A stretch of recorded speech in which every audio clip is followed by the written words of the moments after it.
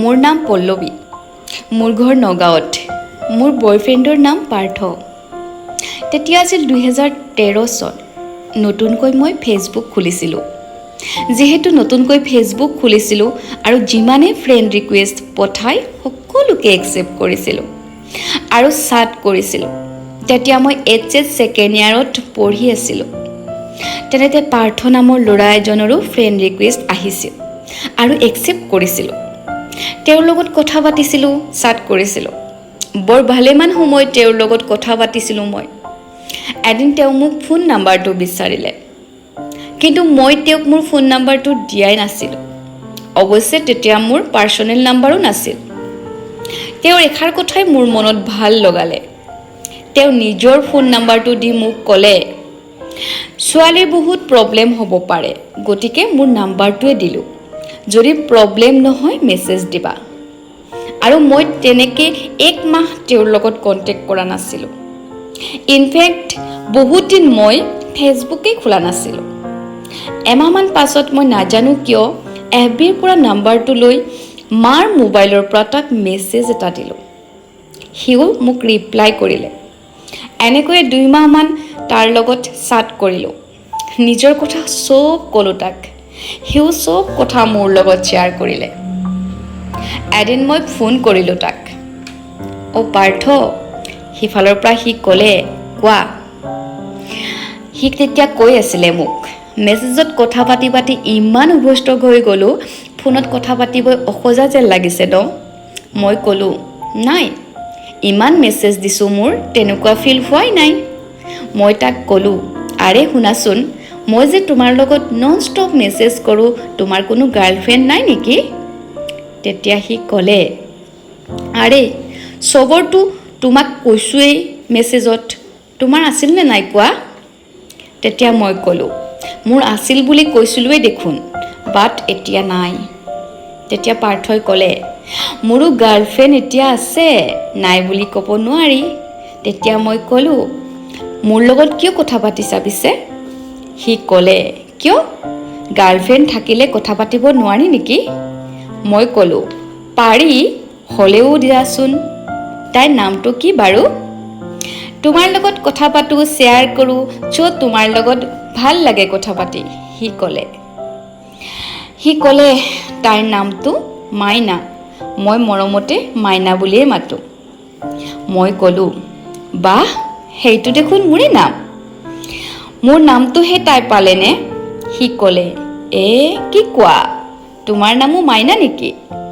আচ্ছা, তোমাক এতিয়া মই এটা চিৰিয়াছলি কথা কওঁ। মই কোৱা ছোৱালীজনী তুমিয়েই। তেতিয়া মই ক'লোঁ, কি? সি ক'লে, বুজিয়ে পোৱা নাই তুমি ইমান আকৰি? মই নাই পোৱা বুলি ক'লোঁ। আমি বহুত হাঁহিলোঁ। তুমিতো ডাইৰেক্ট ক'ব পাৰা, মই ক'লোঁ। সি ক'লে, ল'ৰা হ'লোঁ বুলিয়ে লাজ নালাগে নেকি? এতিয়াও কওঁ শুনা, মাইনা, আই লাভ ইউ। মই ক'লোঁ, মি টু।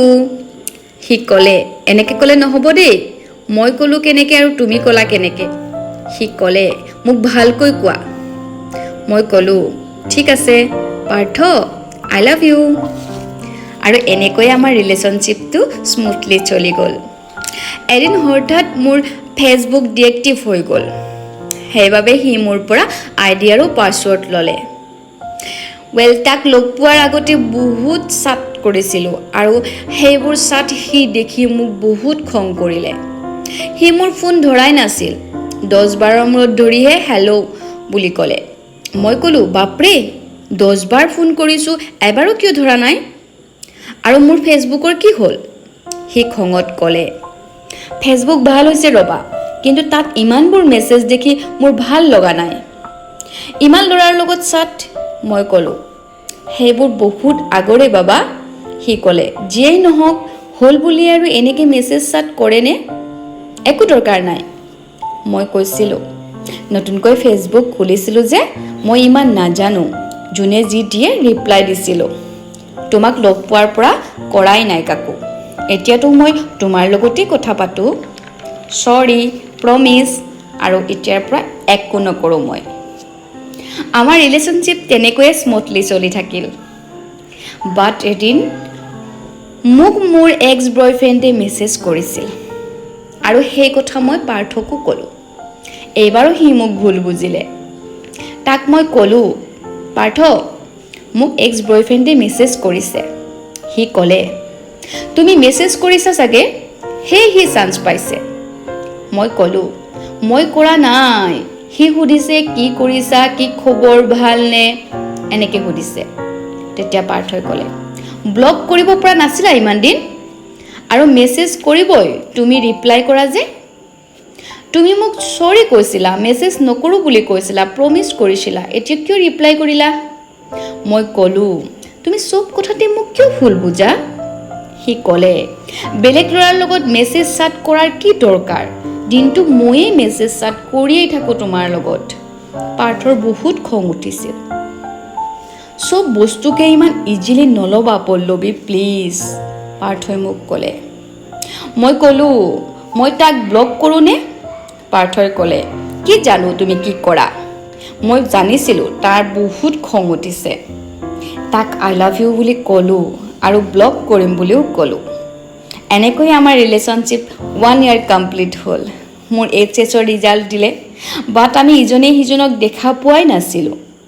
আমি দুয়োকে বহুত ভাল পাইছিলোঁ, কিন্তু মনত এটা কথাই ভয় যে আমাৰ কাষ্ট প্ৰব্লেম, লগতে ডিষ্টেঞ্চ প্ৰব্লেম। এটা বিশ্বাস আছিল যে সি যদি ছাকচেছফুল মানুহ হয় তেতিয়াহ'লে ঘৰে মান্তি হ'বই, আৰু ফিউচাৰৰ বাবে সি গুৱাহাটী ইউনিভাৰ্চিটিত নাম লগাইছিল। দিন আহিল 2014 চনৰ 17 জানুৱাৰীত। সেইদিনা সি আহিছিল যোৰহাট মোক লগ কৰিবলৈ। বহুত বেছি ভয় খাইছিলোঁ আৰু নাৰ্ভাছ হৈ আছিলোঁ মই, কিন্তু খুব বেছি ভালো লাগিছিল। তাক আজি দেখাও পাম যে, আৰু তেনেদৰে আমি লগ পালোঁ। সি মোক দেখি ক'লে, 365 দিনৰ পিছত তোমাক দেখা পালোঁ। মই ক'লোঁ, ৰ'বা, তোমাৰ কাৰণে কিবা এটা আনিছোঁ, ছাৰপ্ৰাইজ। সি ক'লে, ময়ো আনিছোঁ তোমাৰ কাৰণে। মই ক'লোঁ, আগতে পিছে তুমিয়ে দিয়া। সি ক'লে, লেডিজ ফাৰ্ষ্ট।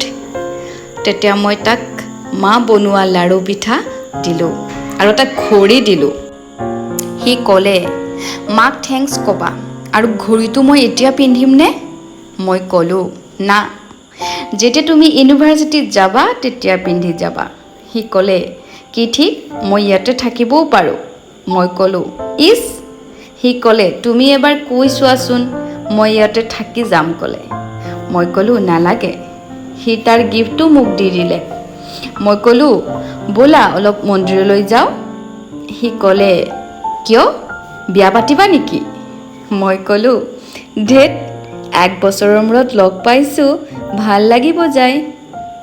লগ পোৱাৰ পিছত আমাৰ ৰিলেশ্যনশ্বিপ আৰু ষ্ট্ৰং হ'ল, আৰু তেনেকৈ আমাৰ ৰিলেশ্যনশ্বিপ আগুৱাই গৈ থাকে। এনেদৰে আমাৰ আৰু এটা বছৰ পাৰ হ'ল। সি মোক লৈ বহুত বেছি পজিটিভ আছিল।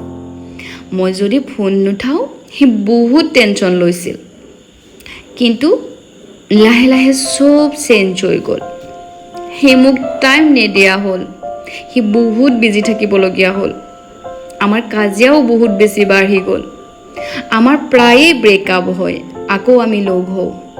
সি যদিও মোক কনভিন্স কৰিবলৈ চেষ্টা কৰিছিল, তথাপিও নাজানো কিয় পাৰ্থক যেন মই হেৰুৱাই পেলাইছিলোঁ। কথা এষাৰ আছে যে, চকুৰ আঁতৰ হ'লে মনৰো আঁতৰ হয় হেনো। সি মোক মেছেজ দিলে এদিন, আমি আৰু আমাৰ ৰিলেশ্যনশ্বিপটো আগ নবঢ়াওঁ নেকি? মই মেছেজটো চায়েই তাক ফোন কৰি সুধিলোঁ, এইবোৰ তুমি কি দিছা? সি ক'লে, আই এম চৰি, আমাৰ ঘৰত তোমাক একচেপ্ট নকৰিব। মই ক'লোঁ, তুমি কেনেকৈ জানিলা? সি ক'লে, মই ঘৰত অলপ হিণ্ট দিছিলোঁ, ঘৰত কথাটো মনা নাই। এবছৰৰ পৰা ইমান ট্ৰাই কৰি আছোঁ, কিন্তু নুবুজে, মই কি কৰিম কোৱা? তেতিয়া মই ক'লোঁ, মোক লগ ধৰাই দিয়া না। সি ক'লে, তুমি জুই লগাবলৈ যাব নালাগে, তুমি আমাৰ মা দেউতাক কথা ক'বলৈ, তুমি গ'লে আৰু বেছি হ'ব। মই জানো মোৰ মা দেউতা কেনে, আৰু তোমাৰ মা দেউতায়ো মান্তি নহ'ব। আৰু মই পঢ়িহে আছোঁ।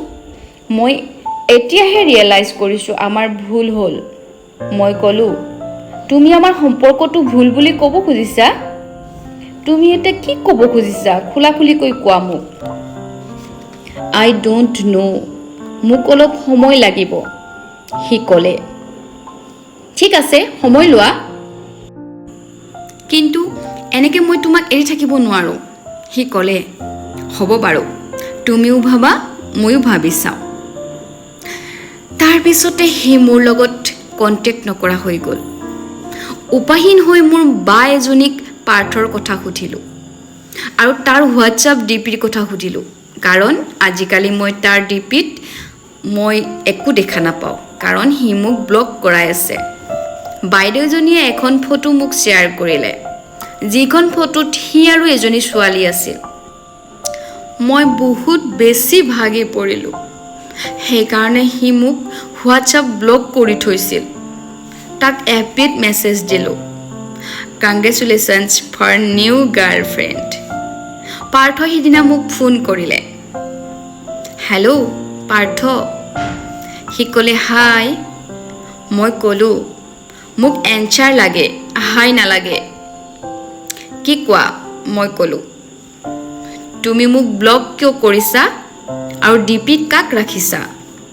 সি ক'লে, তাই মোৰ জাষ্ট ফ্ৰেণ্ড আৰু কেনেকৈ ব্লক খোলে মই নাজানো।